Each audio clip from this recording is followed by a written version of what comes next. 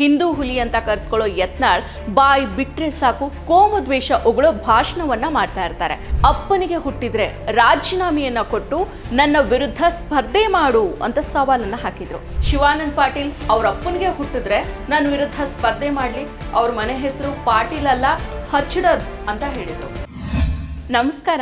ಸದಾ ಕೋಮು ದ್ವೇಷ ಬಿತ್ತು ಭಾಷಣ ಮಾಡೋ ವ್ಯಕ್ತಿ ಅಂದ್ರೆ ನಿಸ್ಸಂದೇಹವಾಗಿ ಅದು ವಿಜಯಪುರ ಶಾಸಕ ಬಸವನಗೌಡ ಪಾಟೀಲ್ ಯತ್ನಾಳ್ ಅಂತ ಹೇಳ್ಬೋದು. ಹಿಂದೂ ಹುಲಿ ಅಂತ ಕರೆಸ್ಕೊಳ್ಳೋ ಯತ್ನಾಳ್ ಬಾಯ್ ಬಿಟ್ರೆ ಸಾಕು ಕೋಮು ದ್ವೇಷ ಉಗುಳೋ ಭಾಷಣವನ್ನ ಮಾಡ್ತಾ ಇರ್ತಾರೆ. ಮಾತೆತ್ತಿದ್ರೆ ಸಾಕು ಯಾರಿಗೂ ಹೆದರೋ ಮಗ ನಾನಲ್ಲ, ನನ್ನ ಯಾವನು ಕೂಡ ಮುಟ್ಟೋಕ್ಕಾಗಲ್ಲ ಅಂತ ಬಾಯಿಗೆ ಬಂದ ಹಾಗೇನೆ ಮಾತಾಡೋ ವ್ಯಕ್ತಿ ಅಂದ್ರೆ ಅದು ಯತ್ನಾಳ್. ಸರ್ವ ಜನಾಂಗದ ಶಾಂತಿಯ ತೋಟದಲ್ಲಿ ಎಲ್ಲ ಧರ್ಮದವರು ಒಂದಾಗಿ ಬಾಳ್ತಾ ಇರೋ ಈ ದೇಶದಲ್ಲಿ ಯತ್ನಾಳ್ನಂತಹ ರಾಜಕೀಯ ವ್ಯಕ್ತಿ ತನ್ನ ರಾಜಕೀಯ ಸ್ವಾರ್ಥಕ್ಕೋಸ್ಕರ ಮನೆ ಒಡೆಯೋ ಕೆಲಸ, ಕೀಡು ಭಾಷೆಯನ್ನು ಬಳಸೋ ಕೆಲಸ ಮಾಡ್ತಾ ಇದ್ದಾರೆ. ಮತಾಂಧತೆಯಲ್ಲಿ ಬಿದ್ದು ಹೊರಳಾಡ್ತಾ ಇರೋ ಯತ್ನಾಳ್ ಮಾತೆತ್ತಿದ್ರೆ ಸಾಕು ಮುಸ್ಲಿಂ ಸಮುದಾಯದವರ ಮೇಲೆ ಹಿಂದೂ ಯುವಕರನ್ನ ಎತ್ತಿ ಕಟ್ಟೋ ಭಾಷಣವನ್ನ ಮಾಡ್ತಾ ಇರ್ತಾರೆ. ಬಾಯಿ ತೆಗೆದ್ರೆ ಸಾಕು ಪಾಕಿಸ್ತಾನ ಪಾಕಿಸ್ತಾನ ಅಂತ ಹೇಳ್ತಾರೆ. ಒಟ್ನಲ್ಲಿ ಯತ್ನಾಳ್ ಟಾರ್ಗೆಟ್ ಮುಸ್ಲಿಂ ಸಮುದಾಯ, ಅದು ಕೂಡ ತನ್ನ ರಾಜಕೀಯ ಬೇಳೆನ ಬೇಯಿಸ್ಕೊಳ್ಳೋದಕ್ಕೆ. ಹೌದು, ಈ ಹಿಂದೆ ಮುಸ್ಲಿಂ ಸಮುದಾಯದವರ ಜೊತೆಗೆ ಸೇರಿ ಬಿರಿಯಾನಿಯನ್ನ ತಿಂದಿದ್ದ ಯತ್ನಾಳ್ ಇದೀಗ ಸದಾ ಕೋಮು ದ್ವೇಷ ಭಾಷಣ ಮಾಡೋದ್ರಲ್ಲಿ ನಿರತರಾಗಿದ್ದಾರೆ. ಈ ಹಿಂದೆ ಮೊಹಮ್ಮದ್ ಪೈಗಂಬರ್ ಅವರ ಬಗ್ಗೆ ಯತ್ನಾಳ್ ನಾಲಿಗೆಯನ್ನ ಹರಿಬಿಟ್ಟು ಮಾತಾಡಿದ್ರು. ಯತ್ನಾಳ್ ವಿರುದ್ಧ ವಿಜಯಪುರದಲ್ಲಿ ಪ್ರತಿಭಟನೆಯೂ ಕೂಡ ನಡೆದಿತ್ತು. ಇದಕ್ಕೆ ಪ್ರತಿಕ್ರಿಯೆಯನ್ನ ನೀಡಿದ ಬಸವನಗೌಡ ಪಾಟೀಲ್ ಯತ್ನಾಳ್ ಅವರು ಸಚಿವ ಶಿವಾನಂದ ಪಾಟೀಲ್ ಅವರಿಗೆ ಸವಾಲನ್ನ ಹಾಕಿದ್ರು. ಹೌದು, ಯತ್ನಾಳ್ ಮಾತಿನ ಮಿತಿ ಮೀರಿದೆ. ಬಾಯಿಗೆ ಬಂದ ಹಾಗೇನೆ ಸ್ಟೇಟ್ಮೆಂಟ್ ಅನ್ನ ಪಾಸ್ ಮಾಡ್ತಾ ಇದ್ದಾರೆ. ಸದ್ಯ ಬಿಜೆಪಿಯಿಂದ 6 ವರ್ಷಗಳ ಕಾಲ ಉಚ್ಚಾಟನೆಗೊಂಡಿರೋ ಯತ್ನಾಳ್ ಎಂದಿನಂತೆಯೇ ತಮ್ಮ ನಾಲ್ಗೆಯನ್ನ ಹರಿಬಿಟ್ಟು ಸಚಿವ ಶಿವಾನಂದ ಪಾಟೀಲ್ ಅವರಿಗೆ ಸವಾಲನ್ನ ಹಾಕಿದ್ರು. ಅದರಲ್ಲಿಯೂ ಅಪ್ಪನಿಗೆ ಹುಟ್ಟಿದ್ರೆ ರಾಜೀನಾಮೆಯನ್ನ ಕೊಟ್ಟು ನನ್ನ ವಿರುದ್ಧ ಸ್ಪರ್ಧೆ ಮಾಡು ಅಂತ ಸವಾಲನ್ನ ಹಾಕಿದ್ರು.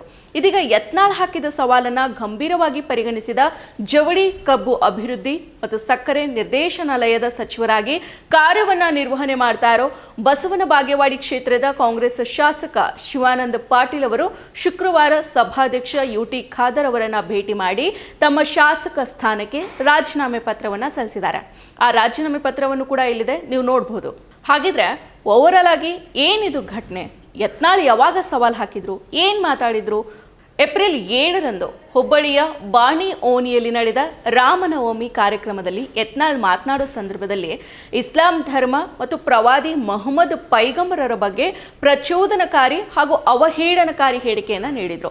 ದಿವಂಗತ ಬಾಳಾಸಾಹೇಬ್ ಠಾಕ್ರೆ ಮನೆಯಲ್ಲಿ ಮೊಹಮ್ಮದ್ ಪೈಗಂಬರ್ ಹುಟ್ಟಿದಾನೆ ಅಂತ ಯತ್ನಾಳ್ ನಾಲಿಗೆಯನ್ನು ಹರಿಬಿಟ್ಟಿದ್ರು. ಇದು ಮುಸ್ಲಿಂ ಸಮುದಾಯದ ಧಾರ್ಮಿಕ ಭಾವನೆಗಳಿಗೆ ತೀವ್ರ ಆಘಾತವನ್ನು ಉಂಟುಮಾಡಿತ್ತು. ಈ ಸಂಬಂಧ ವಿಜಯಪುರ ನಗರದ ಗೋಲ್ ಗುಂಬಜ್ ಪೊಲೀಸ್ ಠಾಣೆಯಲ್ಲಿ ಮೊಹಮ್ಮದ್ ಹುನ್ನಾನ್ ಅನ್ನೋರು ದೂರನ್ನ ದಾಖಲು ಮಾಡಿದ್ರು. ಬಳಿಕ ವಿಜಯಪುರದಲ್ಲಿ ಮುಸ್ಲಿಂ ಸಮುದಾಯ ಏಪ್ರಿಲ್ 28ರಂದು ಯತ್ನಾಳ್ ವಿರುದ್ಧ ನಗರದ BR ಅಂಬೇಡ್ಕರ್ ವೃತ್ತದಲ್ಲಿ ಪ್ರತಿಭಟನೆಯನ್ನ ಆಯೋಜನೆ ಮಾಡಿತ್ತು. ಪ್ರವಾದಿ ಮೊಹಮ್ಮದ್ ಪೈಗಂಬರ್ ಅವರ ಬಗ್ಗೆ ಅಗೌರವ ತೋರೋ ಹೇಳಿಕೆಯನ್ನ ನೀಡಿರೋ ಬಸವನಗೌಡ ಪಾಟೀಲ್ ಯತ್ನಾಳ್ ಅವರ ವಿರುದ್ಧ ಕಾನೂನು ಕ್ರಮವನ್ನ ಕೈಗೊಳ್ಳಬೇಕು ಅಂತ ಜಿಲ್ಲಾಧಿಕಾರಿಗಳಿಗೆ ಮನವಿಯನ್ನ ಸಲ್ಲಿಸಿದ್ರು. ಈ ಪ್ರತಿಭಟನೆಯಲ್ಲಿ ಸಚಿವ ಶಿವಾನಂದ ಪಾಟೀಲ್, ಶಾಸಕರಾದ ಯಶವಂತರಾಯಗೌಡ ಪಾಟೀಲ್, ಅಶೋಕ್ ಮನುಗುಡಿ ಮಠದ ವೀರತೀಶಾನಂದ ಸ್ವಾಮೀಜಿ, ವಿಠಲ ಕಟಕದೊಂಡ ಹಾಗೂ ಪ್ರಮುಖ ಮುಸ್ಲಿಂ ನಾಯಕರು ಕೂಡ ಈ ಪ್ರತಿಭಟನೆಯಲ್ಲಿ ಭಾಗವಹಿಸಿದ್ರು. ಪ್ರತಿಭಟನೆಯಲ್ಲಿ ಪಾಲ್ಗೊಂಡಿದ್ದ ಕಾಂಗ್ರೆಸ್ ನಾಯಕರು ಯತ್ನಾಳ್ ಅವರ ಹೇಳಿಕೆಯನ್ನು ತೀವ್ರವಾಗಿ ಖಂಡಿಸಿ ಯತ್ನಾಳ್ ಅವರ ಹೇಳಿಕೆ ಅಸಂಬದ್ಧ, ಕೋಮು ಸೌಹಾರ್ದತೆಯನ್ನ ನಾಶಪಡಿಸೋ ಮತ್ತು ಮುಸ್ಲಿಮರ ಧಾರ್ಮಿಕ ಭಾವನೆಗಳನ್ನ ಅವಮಾನಿಸೋ ಗುರಿಯನ್ನ ಹೊಂದಿದೆ ಅಂತ ಆಕ್ರೋಶವನ್ನ ವ್ಯಕ್ತಪಡಿಸಿದ್ರು. ಸಚಿವ ಶಿವಾನಂದ ಪಾಟೀಲ್ ಪ್ರತಿಭಟನೆಯಲ್ಲಿ ಮಾತನಾಡ್ತಾ ಯತ್ನಾಳ್ ಅವರು ಅನೇಕ ಸಂತರು ಮತ್ತು ಆಧ್ಯಾತ್ಮಿಕ ನಾಯಕರ ವಿರುದ್ಧ ಅವಹೇಳನಕಾರಿ ಹೇಳಿಕೆಗಳನ್ನ ನೀಡ್ತಾ ಇರ್ತಾರೆ. ಇದರಲ್ಲಿ ಆಶ್ಚರ್ಯ ಏನಿಲ್ಲ. ಇದೀಗ ಮೊಹಮ್ಮದ್ ಪೈಗಂಬರರ ವಿರುದ್ಧ ಹೇಳಿಕೆಯನ್ನ ನೀಡಿದ್ದಾರೆ. ಈ ಹಿಂದೆ 12ನೇ ಶತಮಾನದ ಸಮಾಜ ಸುಧಾರಕ ಬಸವೇಶ್ವರರ ವಿರುದ್ಧವೂ ಕೂಡ ಇದೇ ರೀತಿಯ ಭಾಷೆಯನ್ನ ಬಳಕೆ ಮಾಡಿದ್ರು. ಯತ್ನಾಳ್ ತಮ್ಮ ಪ್ರಜ್ಞೆಯನ್ನ ಕಳ್ಕೊಂಡಿದ್ದಾರೆ. ಹೀಗಾಗಿನೇ ಅಸಂಬದ್ಧ ಹೇಳಿಕೆಗಳನ್ನ ನೀಡ್ತಾ ಇದ್ದಾರೆ. ಮುಸ್ಲಿಂ ವಿರೋಧಿ ಅಥವಾ ಇಸ್ಲಾಮಿಕ್ ವಿರೋಧಿ ಹೇಳಿಕೆಗಳನ್ನ ನೀಡಿದ್ರೆ ಹಿಂದೂ ಬೆಂಬಲ ಸಿಗುತ್ತೆ ಅಂತ ಅನ್ನೋದು ಯತ್ನಾಳ್ ಅವರ ತಂತ್ರ. ಆದರೆ ವಾಸ್ತವದಲ್ಲಿ ಹಿಂದೂಗಳು ಕೂಡ ಯತ್ನಾಳ್ ಅವರ ಕೋಮುವಾದಿ ಹೇಳಿಕೆಗಳಿಗೆ ಅಸಮಾಧಾನಗೊಂಡಿದ್ದಾರೆ ಮತ್ತು ಅಸಂತೋಷಗೊಂಡಿದ್ದಾರೆ ಅಂತ ವಾಗ್ದಾಳಿಯನ್ನು ನಡೆಸಿದ್ರು. ಮುಸ್ಲಿಂ ಸಮುದಾಯ ಪ್ರತಿಭಟನೆ ಬಗ್ಗೆ ಏಪ್ರಿಲ್ 30ರಂದು ವಿಜಯಪುರದಲ್ಲಿ ಯತ್ನಾಳ್ ಅವರು ಸುದ್ದಿಗಾರರಿಗೆ ಪ್ರತಿಕ್ರಿಯೆಯನ್ನ ನೀಡಿದರು. ಸಚಿವ ಶಿವಾನಂದ ಪಾಟೀಲ್ ಮತ್ತು ವಿಜಯಾನಂದ ಕಾಶಪ್ಪನವರ ವಿರುದ್ಧ ಮತ್ತೆ ಅವರ ಮೇಲೆ ವೈಯಕ್ತಿಕ ದಾಳಿಗೆ ಇಳಿದಿದ್ರು. ಶಿವಾನಂದ ಪಾಟೀಲ್ ಅವ್ರ ಅಪ್ಪನಿಗೆ ಹುಟ್ಟಿದ್ರೆ ನನ್ನ ವಿರುದ್ಧ ಸ್ಪರ್ಧೆ ಮಾಡಲಿ, ಅವ್ರ ಮನೆ ಹೆಸರು ಪಾಟೀಲ್ ಅಲ್ಲ ಹಚ್ಚಡದ್ ಅಂತ ಹೇಳಿದ್ರು. ನಿಮ್ಮಪ್ಪ ನೀವು ಸೇರಿ ನಿಮ್ಮ ಅಡ್ಡ ಹೆಸರನ್ನ ಬದಲಾವಣೆ ಮಾಡ್ಕೊಂಡಿದ್ರಿ, ರಾಜಕಾರಣಕ್ಕಾಗಿ ಪಾಟೀಲ್ ಅಂತ ಬದಲು ಮಾಡ್ಕೊಂಡಿದ್ರಿ. ಜೊತೆಗೆ ಹುನಗುಂದದಲ್ಲಿ ಇನ್ನೊಬ್ಬ ಇದ್ದಾನೆ, ಆತ ವಿಜಯಾನಂದ ಕಾಶಪ್ಪನವರಂತ. ಇವರಿಬ್ರು ಅವ್ರ ಅಪ್ಪನಿಗೆ ಹುಟ್ಟಿದ್ರೆ ಬರೋ ಶುಕ್ರವಾರದೊಳಗೆ ಅಂದರೆ ಮೇ 2ರ ಒಳಗೆ ತಮ್ಮ ಶಾಸಕ ಸ್ಥಾನಕ್ಕೆ ರಾಜೀನಾಮೆಯನ್ನು ಕೊಟ್ಟು ಹೊರಬರಲಿ. ನಾನು ಕೂಡ ಶಾಸಕ ಸ್ಥಾನಕ್ಕೆ ರಾಜೀನಾಮೆಯನ್ನು ನೀಡಿ ಪಕ್ಷೇತರವಾಗಿ ಸ್ಪರ್ಧೆಯನ್ನು ಮಾಡ್ತೀನಿ. ಇವರಿಬ್ರು ವಿಜಯಪುರಕ್ಕೆ ಬರೋದು ಬೇಡ, ನಾನೇ ಪ್ರತ್ಯೇಕವಾಗಿ ಬಸವನ ಬಾಗೇವಾಡಿ ಮತ್ತು ಹುನಗುಂದಕ್ಕೆ ಹೋಗಿ ಸ್ಪರ್ಧೆಯನ್ನು ಮಾಡ್ತೀನಿ ಅಂತ ಸವಾಲನ್ನು ಹಾಕಿದ್ರು. ಇನ್ನು ಮುಂದುವರೆದು ಮಾತನಾಡಿ ಯತ್ನಾಳ್ ಅವರು, ಇವರಿಬ್ಬರು ಪಾಕಿಸ್ತಾನಿ ಏಜೆಂಟ್ರು, ಇವರನ್ನ ಮಣ್ಣು ಕೊಡದೆ ನಾನು ಬಿಡೋದಿಲ್ಲ. ನನ್ನ ವಿರುದ್ಧ ಪ್ರತಿಭಟನೆ ಮಾಡಿದವರೆಲ್ಲರೂ ಕೂಡ ಹರಾಮ್ ಕೋರರು. ಮುಂದಿನ ಚುನಾವಣೆಯಲ್ಲಿ ಇವರಿಗೆ ಸರಿಯಾಗಿ ಬುದ್ಧಿಯನ್ನು ಕಲಿಸ್ತೀನಿ. ನೀವು ಸಾಬ್ರು ಬೆನ್ನು ಹತ್ತಿದ್ದೀರಿ. ಹಿಂದೂಗಳ ಒಂದು ಮತ ಸಹ ಮುಂದಿನ ಚುನಾವಣೆಯಲ್ಲಿ ನಿಮ್ಗೆ ಬಿಡಲ್ಲ. ಈಗ ಮುಸ್ಲಿಮರು ಕರೆದ ತಕ್ಷಣ ಹೋಗಿದ್ದೀರಿ, ನಾಳೆ ಹಿಂದೂಗಳಿಗೆ ಏನಾದರೂ ಆದ ವೇಳೆ ನಾವು ಪ್ರತಿಭಟನೆಗೆ ನಿಮ್ಮನ್ನು ಕರೆದಾಗ ನೀವು ಬರದೇ ಇದ್ದರೆ ನೀವು ಸಾಬ್ರಿಗೆ ಹುಟ್ಟಿದಿರಿ ಅಂತ ತಿಳ್ಕೊತೀವಿ. ನಿಮ್ಮ ಇಬ್ಬರಿಗೂ ಧಮ್ಮು ತಾಕತ್ ಇದ್ದರೆ ನೀವು ಅಪ್ಪನಿಗೆ ಹುಟ್ಟಿದ್ರೆ ವಾರದಲ್ಲಿ ರಾಜೀನಾಮೆಯನ್ನು ಕೊಡಿ. ಈ ಯತ್ನಾಳ್ ಪಕ್ಷೇತರ ನಿಂತು ನಿಮ್ಮ ವಿರುದ್ಧ ಗೆದ್ದು ತೋರಿಸ್ತಾನೆ ಅನ್ನೋ ಕೀಳು ಮಟ್ಟದ ಭಾಷೆಗಳನ್ನು ಬಳಸಿ ಮಾತಾಡಿದರು.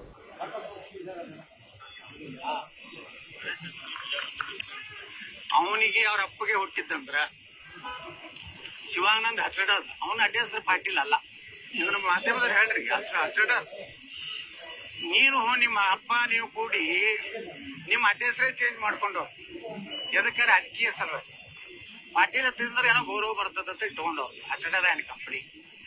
ಮತ್ತು ಅಲ್ಲೊಬ್ಬ ಹುನಗನ್ನ ಅವನು ಅವ್ರ ಅಪ್ಪಗೆ ಹುಟ್ಟಿದ್ದಂದ್ರ 1 ವಾರದೊಳಗೆ ಇಬ್ರು ವಿಧಾನಸಭೆಗೆ ರಾಜೀನಾಮೆ ಕೊಡ್ಲಿ, ಸ್ಪೀಕರ್ ಕಡೆಯಿಂದ ಅಂಗೀಕೃತ ಆಗಲಿ. ನಾ ಎರಡೂ ಕಡೆ ನಿಲ್ಲಕ್ ತಯಾರಿದ್ದೀನಿ.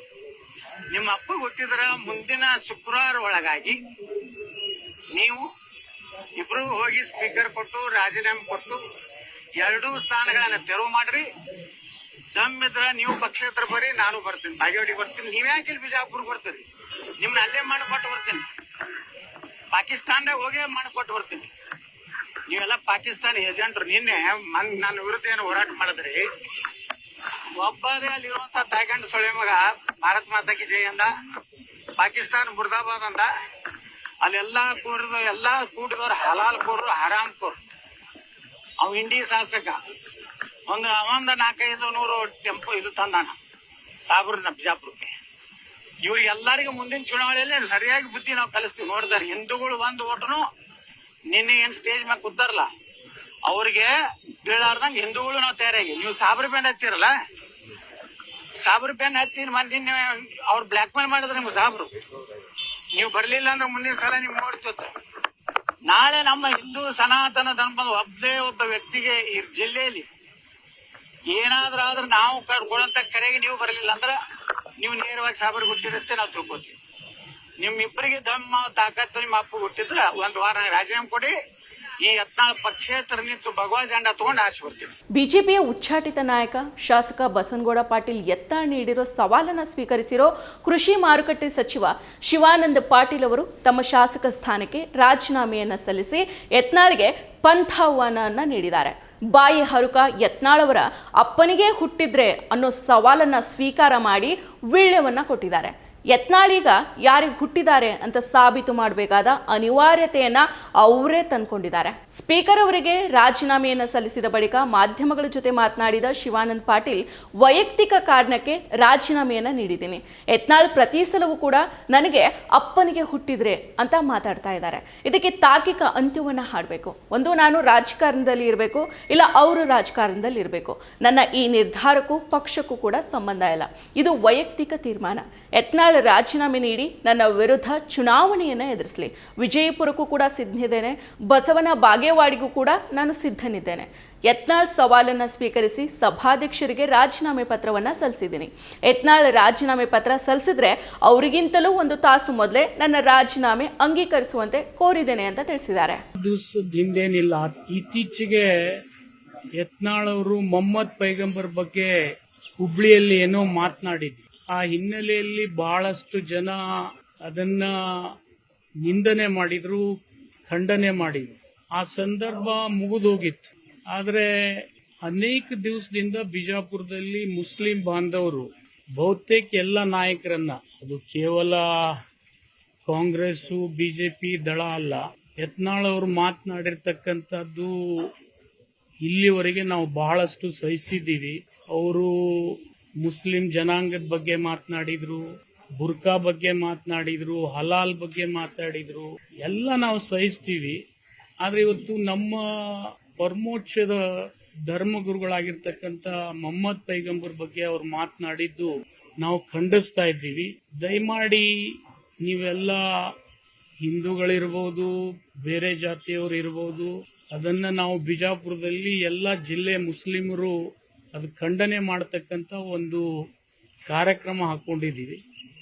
ಅಲ್ಲಿ ಜಿಲ್ಲಾ ಉಸ್ತುವಾರಿ ಮಂತ್ರಿಗಳು ಬರ್ತಾರೆ, ಬಿಜಾಪುರ ಜಿಲ್ಲಾ ಉಸ್ತುವಾರಿ ಮಂತ್ರಿಗಳು. ಮತ್ತು ನೀವೆಲ್ಲ ಶಾಸಕರು, ಗೆದ್ದವರು ಸೋತವರು ಎಲ್ಲರೂ ಬರಬೇಕು ಅಂತೇಳಿ ವಿನಂತಿ ಮಾಡಿಕೊಂಡಾಗ ನಾನು ಹೋಗಿದ್ದೇನೆ. ಹೋಗಿ ಅವ್ರು ಮಾತನಾಡಿರ್ತಕ್ಕಂಥ ಘಟನೆಯನ್ನ ಖಂಡನೆ ಮಾಡಿರ್ತಕ್ಕಂಥ ವಿಚಾರ ಬಿಟ್ರೆ ಬೇರೆ ಯಾವುದೇ ವಿಷಯ ನಾನು ಪ್ರಸ್ತಾಪ ಮಾಡಿಲ್ಲ. ಆದ್ರೆ ಒಂದು ವಿಚಾರ ನಾನು ಅವರಲ್ಲಿ ಬಿಜಾಪುರದ ಕಾಂಗ್ರೆಸ್ಸಿನ ಅಭ್ಯರ್ಥಿಯಲ್ಲಿ ವಿನಂತಿ ಮಾಡಿಕೊಂಡಿದ್ದೆ. ನೀವು ನಿಂತು ಗೆಲುವನ್ನು ಸಾಧಿಸ್ರಿ, ಆಗದೆ ಇದ್ರೆ ನನ್ನನ್ನು ಬೇಕಾದ್ರೆ ಕರೆದ್ರೆ ನಾನು ಬಂದು ನಿಂತು ನಿಮ್ಮನ್ನು ಸಹಾಯ ಮಾಡ್ತೀನಿ ಅಂತಕ್ಕಂಥ ಮಾತು ಅಷ್ಟು ಮಾತ್ರ ಮಾತಾಡಿದ್ದೆ. ಅದು ಅವ್ರು ಸಹಕಾರ ಕೊಟ್ರೆ ಮುಸ್ಲಿಂ ಬಾಂಧವರು, ಅಷ್ಟು ಬಿಟ್ರೆ ನಾನೇನು ಮಾತಾಡಿಲ್ಲ.